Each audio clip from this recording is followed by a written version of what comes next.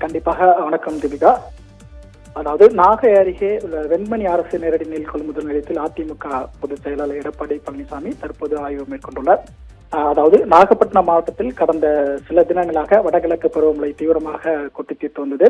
குறிப்பாக சொல்ல வேண்டும் என்றால் நாகப்பட்டினம் மாவட்டத்தில் கடந்த 2 நாட்கள் மட்டுமே 49 சென்டிமீட்டர் அளவில் மழை பதிவாகி இருந்தது. குறிப்பாக நாகப்பட்டினம் மாவட்டத்தில் இந்த ஆண்டு 1,20,000 ஏக்கர் பரப்பில் குறுவை சாகுபடியானது மேற்கொள்ளப்பட்டிருந்த நிலையில கடந்த சில தினங்களாக அறுவடை பணிகள் தீவிரமாக நடைபெற்று வந்தது.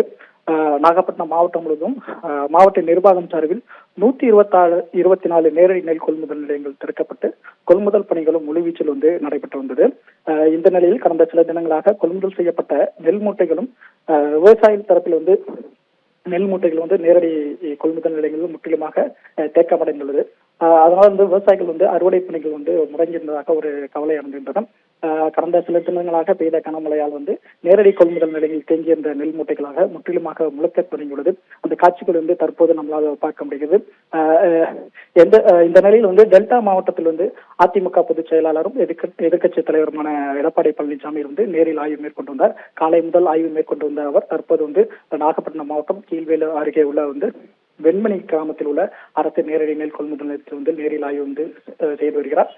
தற்போது விவசாயிகள் குறைகளை கேட்டறிந்தார். அவர்கள் லாரி மூலம் நெல் கொள்முதல் மூட்டைகள் எடுத்து செல்வதில் லாரிகள் தொடர்ச்சியாக இயங்குவதில் தாமதம் அடைந்ததாலும் இதனால் நேரடி நெல் கொள்முதல் நிலையங்களில் மூட்டைகள் தேங்கியுள்ளதாகவும் விவசாயிகள் தரப்பிலிருந்து தெரிவிக்கப்பட்டது. அது மட்டும் இல்லாமல் மழையால் கொள்முதல் செய்யப்பட்ட மூட்டைகள் அனைத்தும் நனைந்துள்ளதாகவும் விவசாயிகள் தரப்பில் நேரடி நெல் கொள்முதல் நிலையங்கள் வைக்கப்பட்ட மூட்டைகளும் நனைந்துள்ளதாகவும் குறிப்பாக கிட்டத்தட்ட வெண்மணி நேரடி நெல் கொள்முதல் நிலையத்தில் மட்டும் சுமார் 5,000 மூட்டைகள் தேக்கமடைந்துள்ளதாகவும்